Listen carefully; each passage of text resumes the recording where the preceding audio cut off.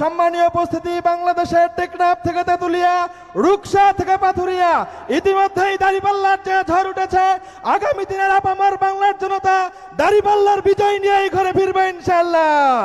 আগামীর দেশ কোরআনের দেশ, আগামীর দেশ ইসলামের দেশ, আগামীর দেশ ন্যায় ইনসাফের দেশ, আগামীর পার্লামেন্ট কোরআনের পার্লামেন্ট। তারা আমাদেরকে কিসের ভয় দেখায়? আমরা তো হযরত ইব্রাহিম আলাইহিস সালামের জ্বলন্ত আগুনে নিক্ষিপ্ত করা দুঃসাহসী সন্তান। সুতরাং আমাদেরকে কিসের ভয় দেখান আপনারা? আমরা আপনাদের কখনো হুমকি দামকিতে ভয় পাবো না। বাংলাদেশে যে 12টি নির্বাচন হয়েছে, জাতিকে তারা আশ্বাস দিয়ে গেছে, মাত্র জাতির ভাগ্যের কখনো পরিবর্তন করতে পারেনি তারা।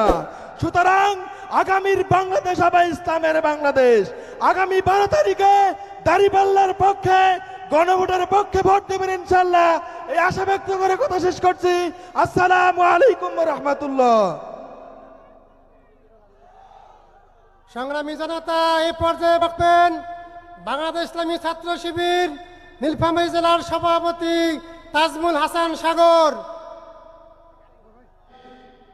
আজকের এই বিশাল জনসমুদ্রের সম্মানিত প্রধান অতিথি, বিশেষ অতিথিবৃন্দ, আমার সামনে উপস্থিত প্রিয় নীলফামারী এবং লালমনিরহাটবাসী, কেমন আছেন আপনারা সবাই?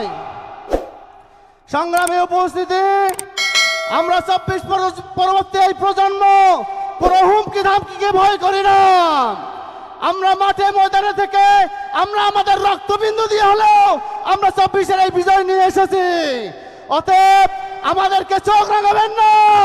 আমরা কি ভয় পাই?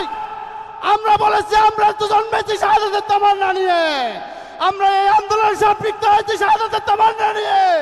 আমাদেরকে ভয় দেখিয়ে আমাদের এই অগ্রযাত্রাকে রুখে দেওয়া যাবে না। সম্মানিত উপস্থিতি, বাংলাদেশে যেভাবে এই ন্যায় ইনসাফের জন্য গণজোয়ার তৈরি হয়েছে, এই গণজোয়ারকে রুখে দেওয়ার জন্য যে ষড়যন্ত্র তৈরি হয়েছে, সকল ষড়যন্ত্রকে আমরা রুখে দেবো ইনশাআল্লাহ।